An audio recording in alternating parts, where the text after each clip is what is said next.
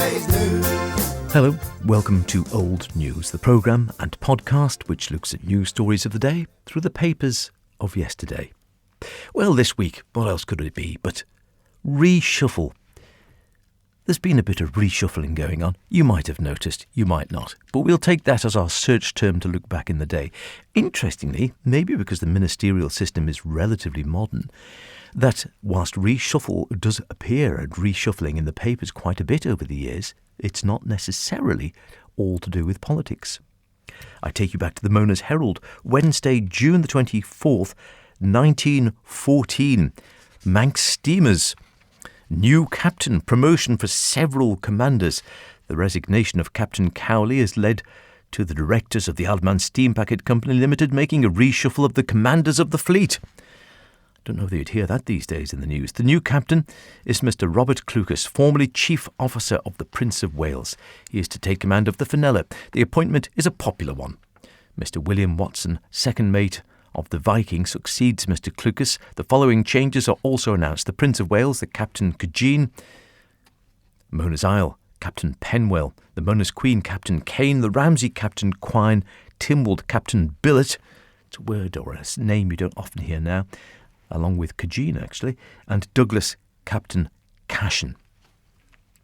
How many steam packet captains could you name these days? If we turn to the Ramsey Courier, Friday, November the 29th, 1935, our London letter, reconstruction of the Cabinet. This is in the Ramsey Courier. The Cabinet is being reconstructed if a reshuffling of officers may so be called. Mr. Winston Churchill, who has often been described as the stormy petrel of British politics and who it was confidently predicted in certain quarters would go to the Admiralty immediately, is apparently not to go there, at least for the present. Sir Bolton Ayres Monsell, who is going up to the House of Lords, is to carry on as First Lord, due no doubt to the fact that another naval conference is to open in London next week. During the long debate on the India Bill, Mr. Churchill was the most bitter opponent of Mr. Baldwin's government, and finding he could not defeat the measure, did his utmost to delay its progress. It is true that shortly after the bill reached the statute book, the member for Epping promised to cooperate in making the measure a success. It is evident that the Prime Minister does not appreciate the tactics from one who was naturally regarded as one of his chief supporters. It is probable, of course, that when the new defence programme comes up for consideration, Mr. Churchill may find himself again at the Admiralty. I think that's meant to be may rather than many. Interesting, that was reported in the Ramsey Courier, and of course before Churchill took control of the country during the war. We're staying with the Ramsey Courier, but skipping through to war years now. Friday, June the 5th, 1940, and you'll be pleased to know, possibly the most interesting reshuffle, the clergy trounced the police, a football match for the Smokes Fund. I don't think you get any of this now, realistically. A large number of spectators turned up at Tramode on New Year's Day to see the football match between the clergy and the police. I think we've mentioned that in old news before now. In aid of the funds of the Manx newspaper's Cigarette Fund for Servicemen. And I don't think you get that. Around £9 was taken at the gate, in addition to the ticket money, which is expected to considerably swell the total. Deemster Cowley kicked off, and before the match at half-time, and for the whole of the second half, spectators were regaled by a commentary from Padre Stenning, the clergy goalkeeper, and Mr. Len Dawson, on a sound broadcasting system supplied by, well, of course, Mr. T.H. Colburn, the radio engineer. I think he was in the vanguard of radio on the Isle of Man. The clergy won 5-3, leading at half-time by 4-0, after which the police reshuffled their team.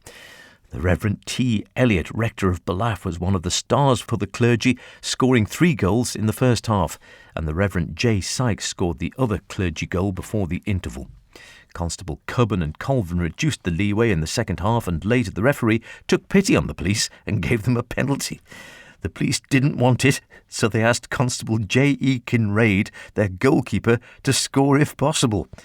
Must have been a great match, this. Most of the team thought it wasn't possible, but Constable Kinraid stood about 3 yards behind the ball and then walked up to it and planted it safely in the net.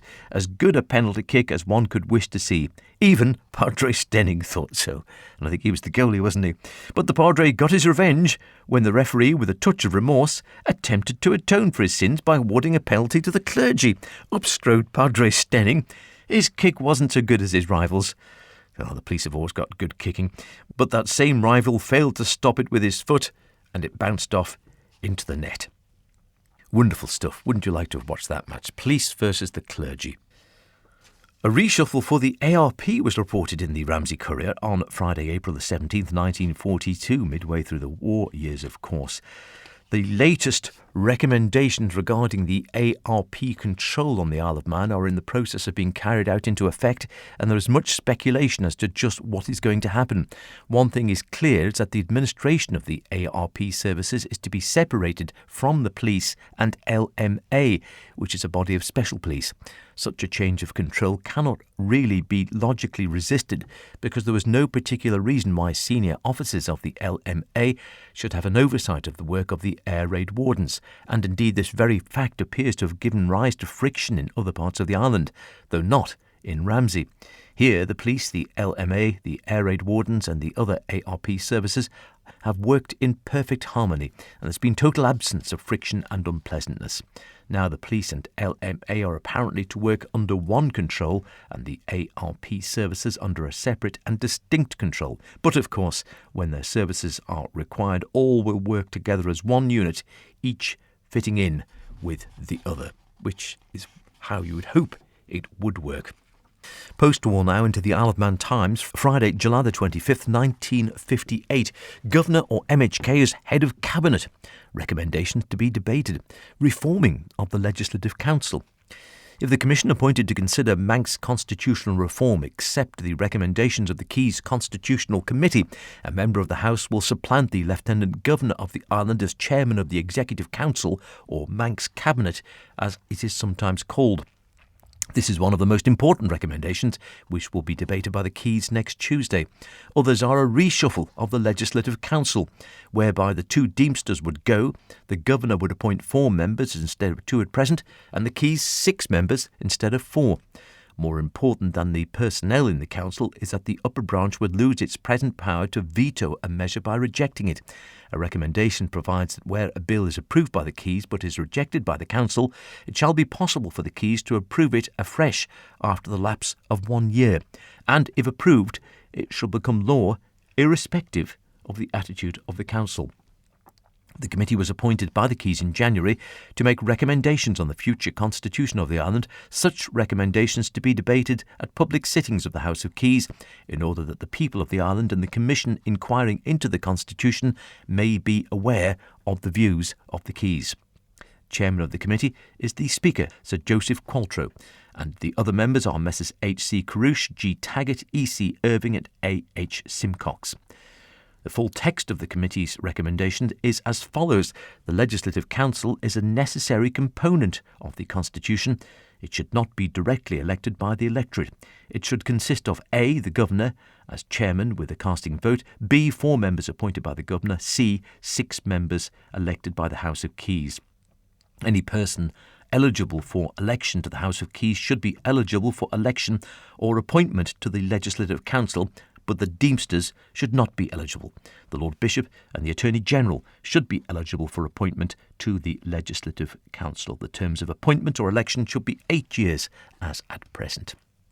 1958, that, and I think still the debate about constitutional reform and the upper house rages on, a mere, 70-odd years later.